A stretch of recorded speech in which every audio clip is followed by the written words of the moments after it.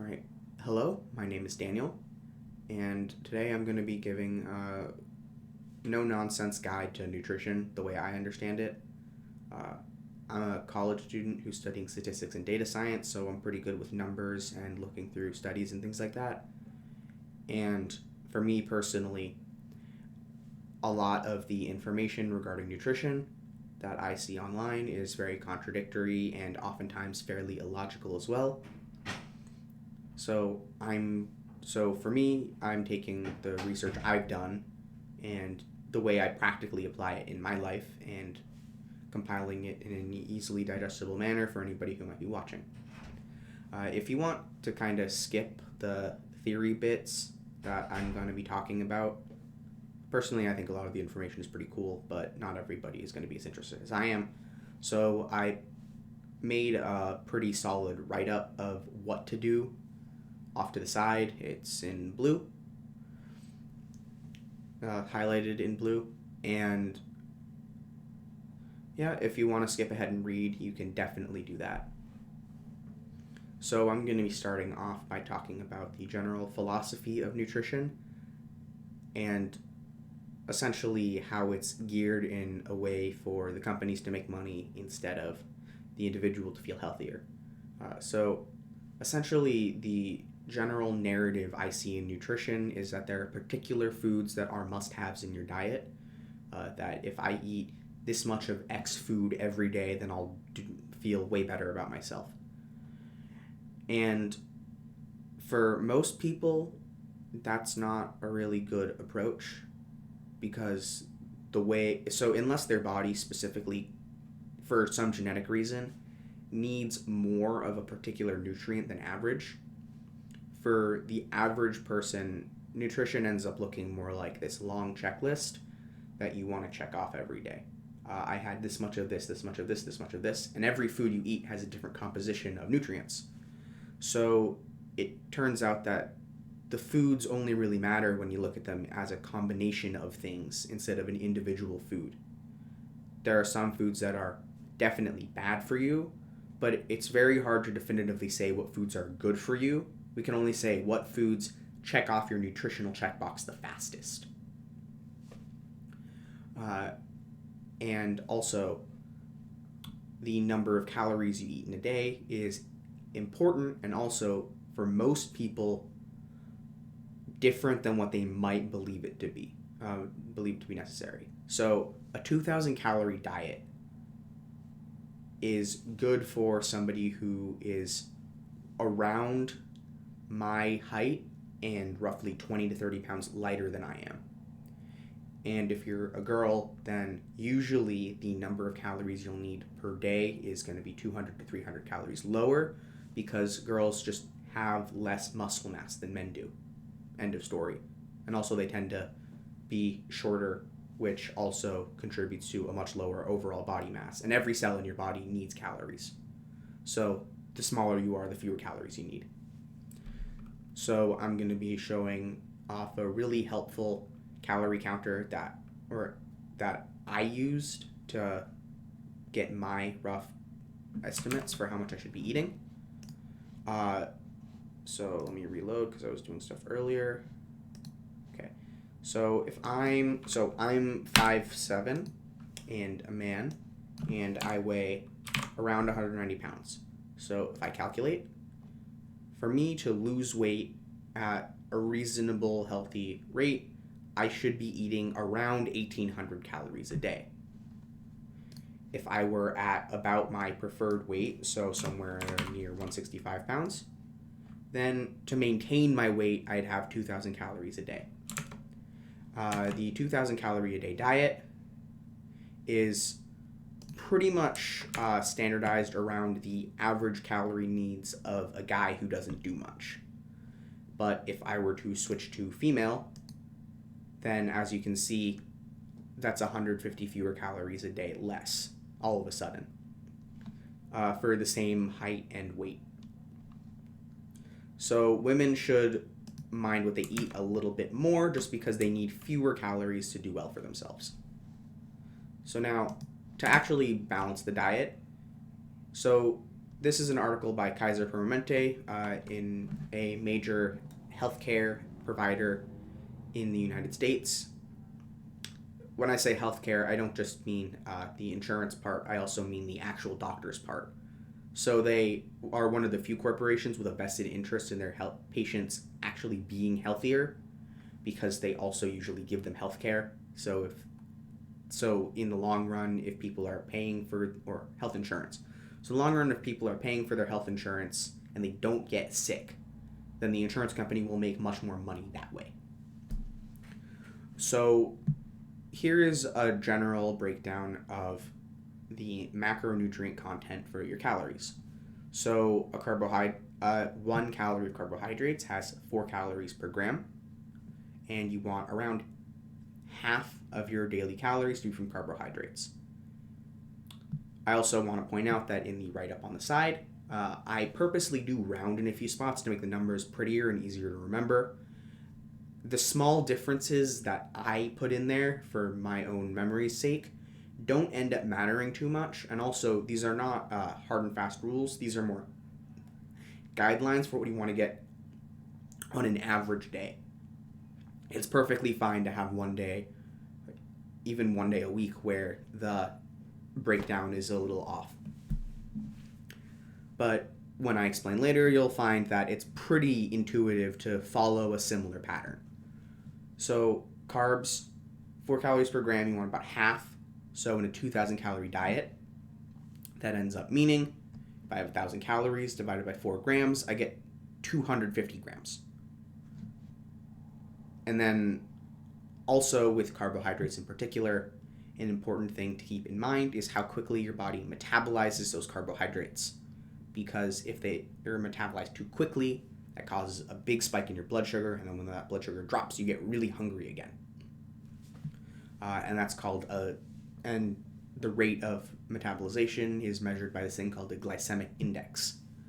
And that's one of the reasons why fats are so important, and I'll get to that in a little bit. So proteins, 4 calories per gram, 12 to 20% of your total daily diet. I personally went with 15% because it makes the numbers pretty. So protein in particular, a decent amount of it gets turned into glucose, which is the same thing that simple carbs are. But a lot of it also is turned into stuff that your body, it's turned into things like muscles and enzymes and RNA, which is essentially like a blueprint for your body to build certain things. So protein is really important for your body to build functional things, basically. If your body wants to build something that does something actively, it uses protein as a main ingredient, and then protein is broken up into this group called the amino acids. And there's 12 of those that you get from your food, so having a varied source of amino acids tends to be fairly important, actually, because your body can't make 12 of them. So doing the math, 2,000 times 0.15 or 15%. Over 4 for the number of calories per gram gets you 75 total grams. And then for fats, we have 9 calories per gram of fat, and we want 30% of our calories to be fat, roughly. So 2,000 times 0.3 for 30% over 9 grams gets you 67 grams. I round up to doing 35 instead so that I get a nice round 100%, because 50 plus 15 is 65, plus 30 is 95, so if I make that 35, it ends up at 100, and then I feel happy inside. And also, the numbers round a lot nicer at slightly above 75 grams. So it ends up being 250, 75, 75, which is a pretty intuitive ratio where you have 2/3 of the grams are carbs and 1/3 is the other stuff. And the reason that this makes so much sense is, so proteins and fat are important for satiety. So to quickly explain what fats do in the body, fats are usually, so if proteins construct the tissue that actually does stuff, fats basically create insulative and protective tissue around the stuff that does stuff. So your cells all have cell walls made of fat. The lining for anything inside of a cell is probably going to be made of fat. So fat tends to basically keep things that should be separate, and keeps your body more protected. And fat also, when added to a meal, lowers the glycemic index of whatever you're eating, which is super important to make sure that your blood sugar never spikes too high so you don't get those big hunger pangs. And so this makes a lot of sense. So protein is much more difficult for your body to digest than carbohydrates. So proteins end up making you feel more full than carbs. And fats also lower the glycemic index of whatever you eat, so they're very important for making sure you feel properly filled by carbs. So it makes sense that you'd have the bulk of it be the direct energy you get to do things throughout the day, and the rest of it is the stuff that helps you feel more full. And the last thing is we want about 14 grams of fiber per 1,000 calories. Personally, I round up to 15 grams to make it a little nicer to remember. So for 2,000 calories, like I should be eating, I'd want 30 grams of fiber. And an important note about trans fats is they're bad.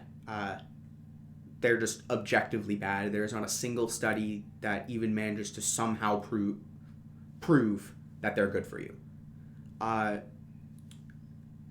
So you want to limit it to around 1 gram per 1,000 calories. Meat and dairy products tend to contain small amounts of trans fats, specifically the fattier the meat or dairy product, the more trans fats it'll have. But those trace amounts, as long as your diet is properly varied, like I'll cover later, is not really a big deal, and it's actually up for debate whether it's beneficial or not.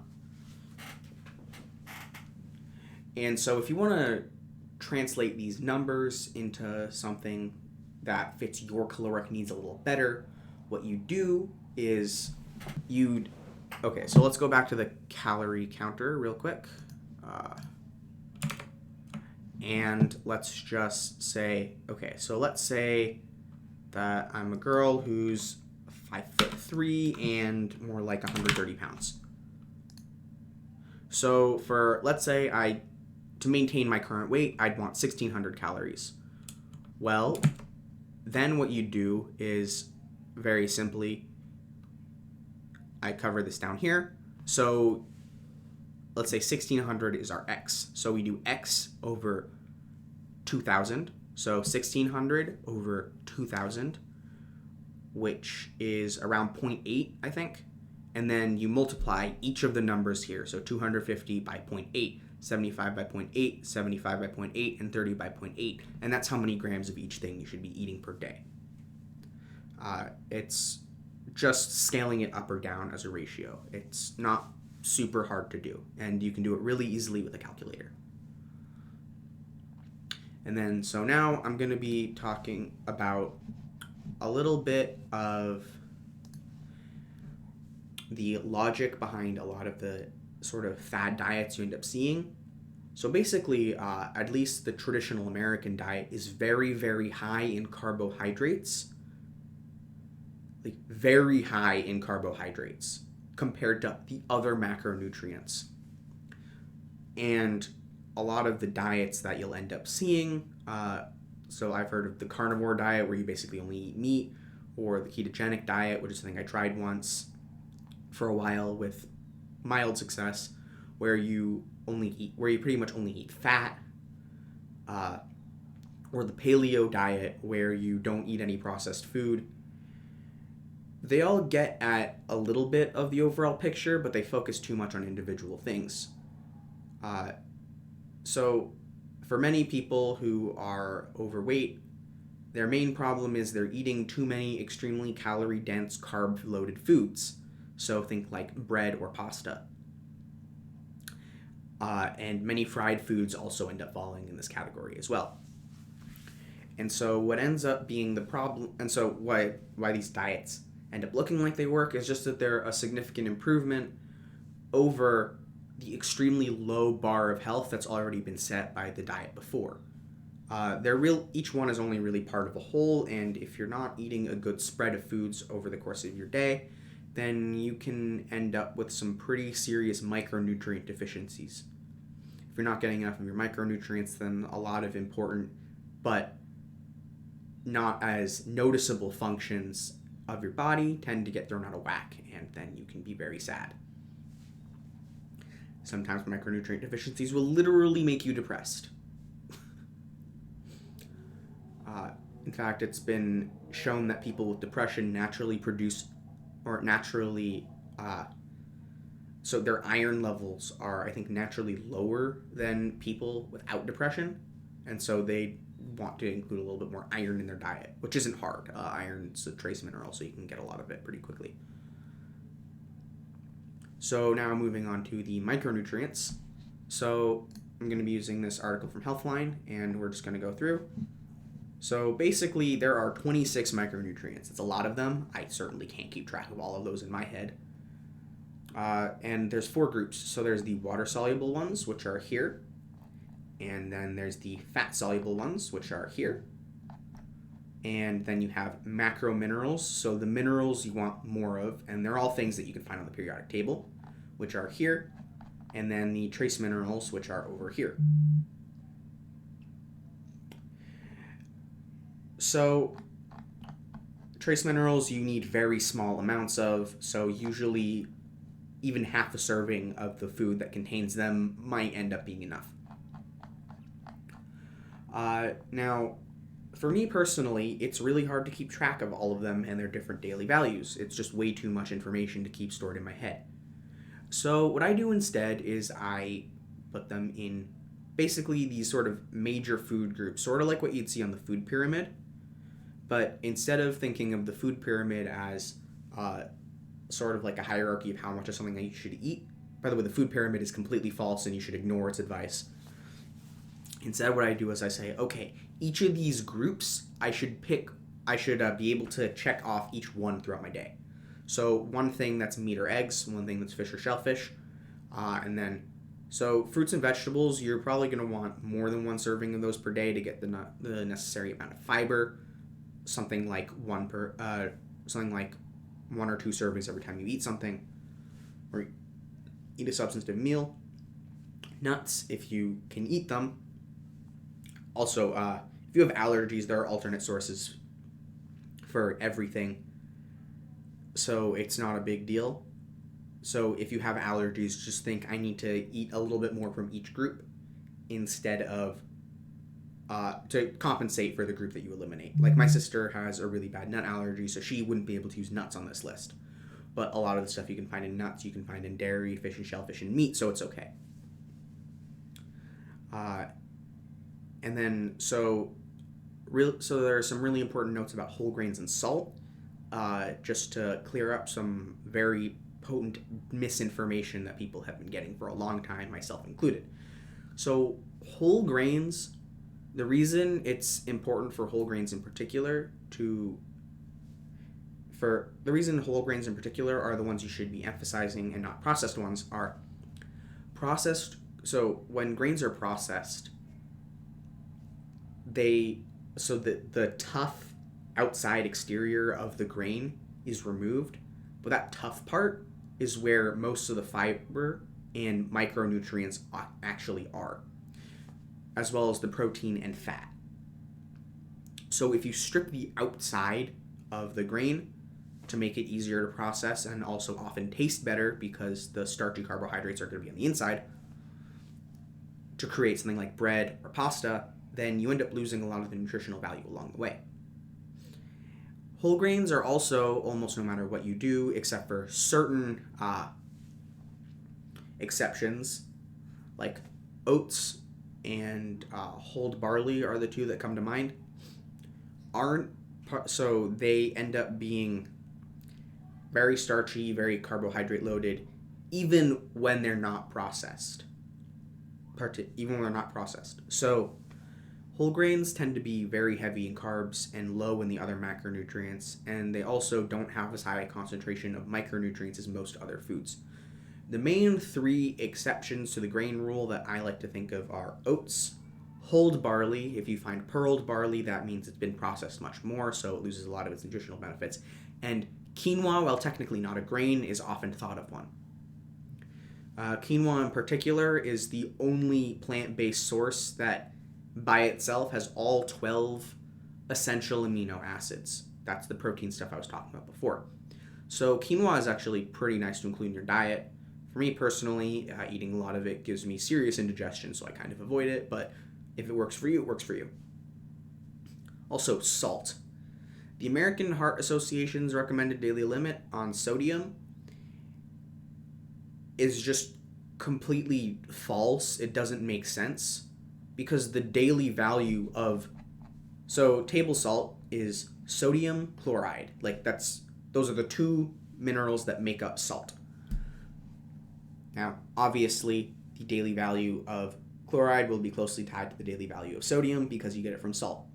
So 2,300 milligrams of sodium, 2,300 milligrams of chloride. That's the recommended daily value.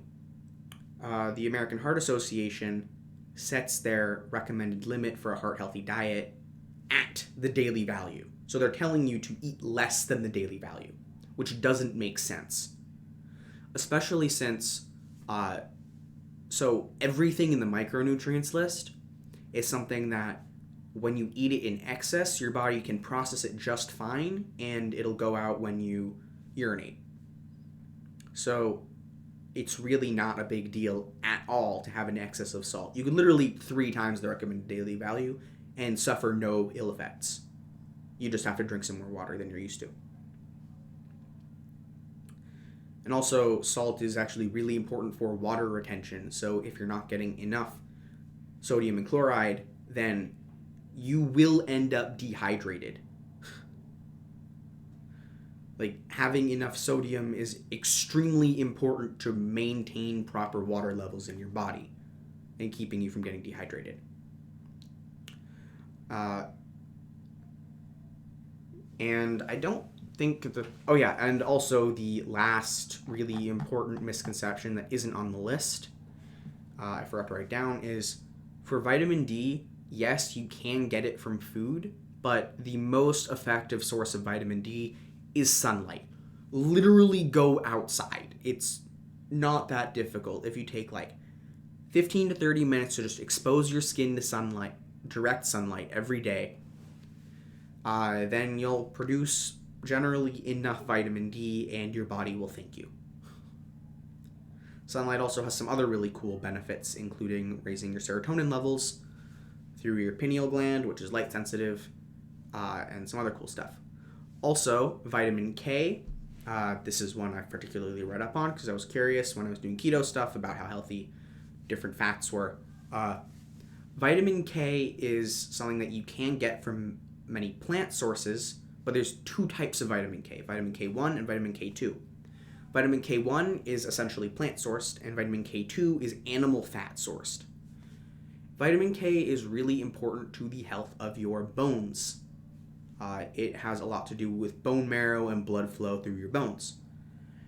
The animal fat version is actually much, much easier for your body to metabolize. So when you eat vitamin K1, your body only processes around 10% of it, 10% of the vitamin K1 you eat. For vitamin K2, I don't remember the number, but it's much, much higher. It's over half, and that's how much vitamin K2 you get.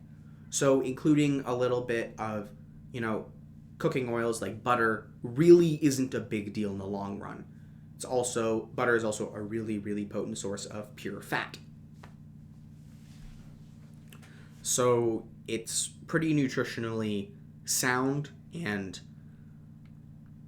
saturated fats, as people tend to think of them, there really isn't any substantive evidence to say that saturated fat is necessarily bad for you or good for you. It's sort of net neutral because it's just a macronutrient. If you get enough of it, it's fine. If you don't get enough of it, it's bad. If you get too much of it, then it's also bad. You just want to have an even amount and make sure you get varied sources of fat so that you can cover your micronutrients. And let's see here. Is there anything else in particular I care about? Let's see. Vitamin B. Yeah, vitamin B stuff you mostly get from fish, dairy, and meat. There's a bunch of vitamin Bs. I don't know what they all do. And I think that's about everything that I wanted to cover. So hopefully you guys benefit from this pretty no-nonsense, straightforward approach to the information I'm giving out. If you guys would want a similar guide on some other generally misunderstood topic, I'd be happy to go and do the research and make it. It's both very fun and also very informative for me, and I can apply the information in my life. So if you enjoyed this video and would like to see something similar in the future, feel free to leave a comment or like the video. And I really appreciate everyone watching, so thanks a lot.